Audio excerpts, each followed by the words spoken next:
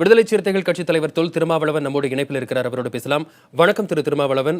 வணக்கம். நியூட்ரினோ திட்டத்திற்கு அதை மாற்றுவதில் எந்த ஒரு முடிவும் இல்லை, தேனியில் நியூட்ரினோ ஆய்வகம் அமைப்பது உறுதி என மத்திய அரசு திட்டவட்டமாக கூறியிருக்கிறது. உங்களுடைய கருத்து என்ன? மத்திய அரசு தமிழ்நாட்டு மக்களின் உணர்வுகளை ஒரு பொருட்டாக எடுத்துக்கொள்வதில்லை என்பதற்கு மேலும் இது ஒரு சான்றாக உள்ளது. தமிழகத்தில் பல்வேறு மக்கள் விரோத திட்டங்கள் என்று சொல்வதற்கு காரணம் இயற்கை சூழல்கள், இயற்கை வளங்கள் அழிப்பதற்கு காரணமான பல்வேறு திட்டங்களை தமிழக மண்ணில் மத்திய அரசு திணிக்கிறது. கூடங்குளம் அணு உலையாக இருந்தாலும் சரி, இப்போது நியூட்ரினோ திட்டமாக இருந்தாலும் சரி, இந்த திட்டங்களை மக்களுடைய விருப்பங்களுக்கு மாறாக மத்திய அரசு திணிக்கிறது என்பதைத்தான் நாம் கருத வேண்டியிருக்கிறது.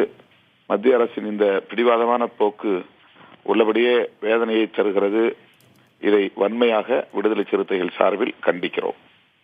தமிழ்நாடு மாசு கட்டுப்பாட்டு வாரியம் அனுமதி அளிக்காததனால் இந்த திட்டம் தாமதமாகிறது அப்படின்னு ஒரு மத்திய அரசு ஒரு கருத்தை முன் வச்சிருக்காங்க. தமிழக அரசுடைய நிலைப்பாட்டை நீங்க எப்படி பாக்குறீங்க? தமிழக அரசு இதற்கு அனுமதி அளிக்கக்கூடாது. அப்படி அனுமதி அளித்தால் இந்த திட்டம் நமக்கு பெரும் பாதிப்பை உருவாக்கும். எனவே மத்திய அரசினுடைய அழுத்தத்திற்கு பணியாமல் தமிழக அரசு தமிழ்நாட்டு நலன்களை கருத்தில் கொண்டு முடிவெடுக்க வேண்டும். மக்களுடைய உணர்வுகளை மதிக்கிற வகையில் முடிவெடுக்க வேண்டும். இணைப்பில் வந்து உங்களுடைய கருத்துக்களை தெரிவித்தமைக்கு நன்றி திரு திருமாவளவன்.